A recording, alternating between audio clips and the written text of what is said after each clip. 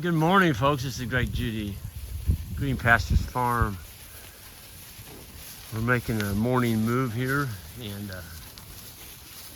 we are in a really dry time at Green Pastures Farm. You can see the dust coming up from that water point down there. There's a little bit of bare dirt in front of that tank, but I know it doesn't look like we're in a drought from our grass, but it's not growing. It's not growing back. It's not growing in front of us. We've measured it. It's just sitting still. And so we're not going to grow any more winter stockpile this year unless, well, I don't know. It frosted 2 nights ago. We had frost down in the bottom, so I don't think there's going to be much more growth. So we have to manage with what we have, and that's what we're doing. So we're being careful not to take it all, because we need another couple passes on this as we go through our winter feeding program on our forage. And we've got hay strategically laid out around the farms. Boy, look at that bull. Whew. He's gonna be 2 in the spring. He is a dainty. But we were in South Missouri yesterday, clear down by Stockton, Truman Lake area, and I'm gonna tell you what, I feel for those folks. I mean, there was no grass down there, and they hadn't had a rain since end of July, and they were pretty much burned up. We've got grass. It's just not very tall, but we're gonna manage with what we have, and that's why. That's what you got to do. I mean, we drove down to Stockton yesterday, and I don't think I saw a single piece of poly wire. Boy, look at that one. Woo. You are a beaut. He's just a young bull. He's going to grow into a nice one. There's another one right behind me.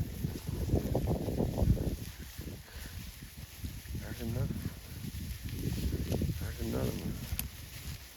Oh, I tell you, Isaac and I were talking last night. I don't know if we've had a better crop of young bulls. Wow, look at that. That'd be a calf that was born this spring. Man, he's just a chunk of meat.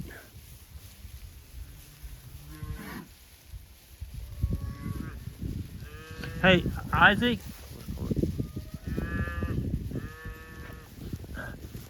Let's put a wire across that and just let them come back. They have water on both ends of the paddock. Okay. Yeah, I was just going to set it up over here, but that's Oh, well, go ahead. No, go ahead. Sometimes I need to just keep my mouth shut. Isaac is like 3 moves ahead of me. We've got the water tank set up over there. I was just going to run a wire behind it, but Isaac's like, well, let's move it out here, because we're going to need it in that paddock over there. So let's just go ahead and set it up now. We've got a beautiful rock skirt over the hill here. It'll be the first time it's ever been used. Johnny just put it in. And we are on the farm that we bought here about a month ago. It's 65 acres. It's a beautiful farm. It's got this ridge, and then you see down in the bottom where we just took them off of, there's 25 acres of it down there. And across the creek, that's our what we call brush hunting. Well, that far little cove, you can see a little bit of pasture. But there's probably altogether maybe 10 acres of grass over there. The rest is all brush. And we're going to probably leave it mostly like that, simply for deer hunting. We call that the honey hole. It's really got a lot of beautiful deer that hang out over there. And so we're going to be careful not to take too many trees out, because we got at least some cover for the deer. But they've never watered out of this skirt. Well, they hadn't been here since we put it in. But folks, this has had 60 days rest. And you can see the grass. I mean, it's... You can see where the soil is thin, let's put it that way. Right here, the soil is really thin. Not much came up, but if you get up here on top, It looks pretty darn good up here. I mean, if you want to... Oh yeah, they're down there using the skirt right now. A couple of more. But you know, that's what it is, folks. I mean, when you're dealing with nature and you can't control the weather, you don't know when it's going to rain next. And you don't know when the next storm's going to come in as far as snow or ice. It's a complex system. And so you just constantly got to be watching and observing and changing. And that's, you know, we sold a trailer load of steers last week. There were steers that we were thinking about taking over the winter, but we did, and we immediately sold them. And that took off a lot of grazing pressure. And anytime you can, you know, take 14 head, and these are big steers. They were, 800 to 900 pounders. That's a lot of grazing pressure you take off your farm. And we sold some fall cow-calf pairs. Thank you guys and ladies for the bidding. And those were sold last night. We're gonna have another round of some exposed cows. They were exposed to our bulls in July. And they've been exposed for 90 days. And one of the cows, we actually had preg checks, so we knew she was pregnant, and she's third period. But the rest of them we're selling as exposed to our bulls. They are some super nice looking cows. Here's the skirt. The cow's like, well, I think I go down and check this out. There's another one gonna check it out.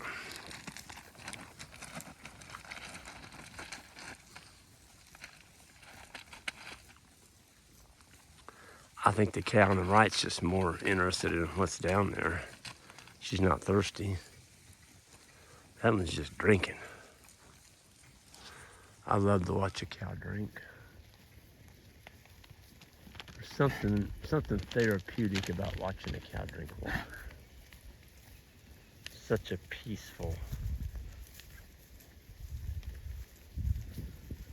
thing.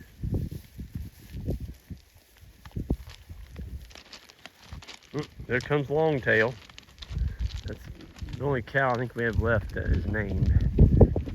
And you can wonder why we call her Longtail. But Longtail, that's her calf right there behind her. I mean, she does an outstanding job every year. Gives us a big old fat calf. She looks kind of rough. But, you know, I asked Ian, my friend from Africa, what were the reasons that he would call a cow from his farm or his ranch in Africa. You know, Ian's got a large ranch and a lot of cattle. The time I asked him, I think he had around 6,000 head. And he said, any cow that can perform into the environment to which it is born. In other words, if that cow gives him a calf, a good calf every year, doesn't matter what she looks like, that cow's got a home. And just to give a plug, big news flash, we are going to have Ian back, in the spring, and that's going to be announced in January. I don't want to put it on our website yet because people will be trying to sign up, but that is going to be our spring grazing school. Ian is coming back, and we are so thankful that he's able to travel again. That is going to be a good one, folks. What in the world? What little baby calves where they're playing in that dirt. When these cows leave this, you can see them, they're rubbing in the dirt over there. That's the mud that Johnny dug out right here to put the pad. And we had a ditch right here, and I didn't tell Johnny to do it, but he did it anyway. He put all that mud right there in that ditch. And so when the cows leave, I'm gonna put some fescue seed on that. I mean, it's gonna be thick.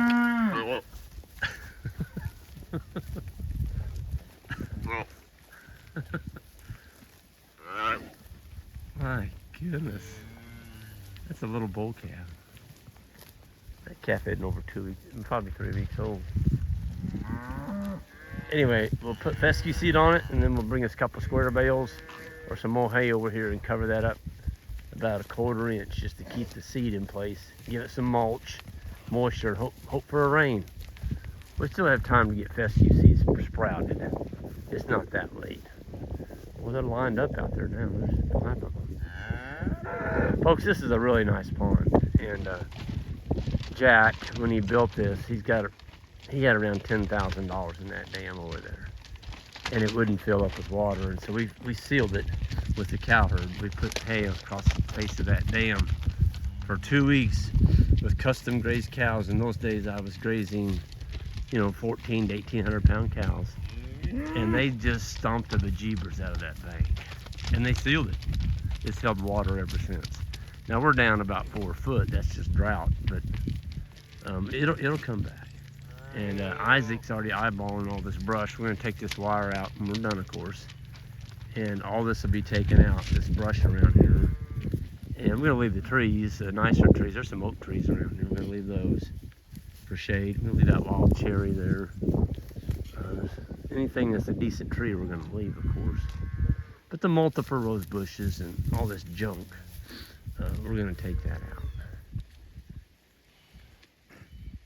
I love watching cattle drink. Did I say that already? I think I did. It's the cheapest thing you can put in them, folks, and it's high quality water. If you're giving them junky water, you can expect to have junky gains.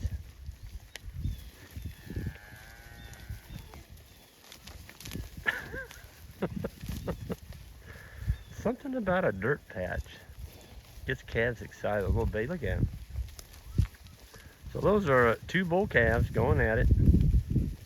And people say, well, why don't your bulls fight when you turn, 30 bulls in with your cows? This is why they don't fight.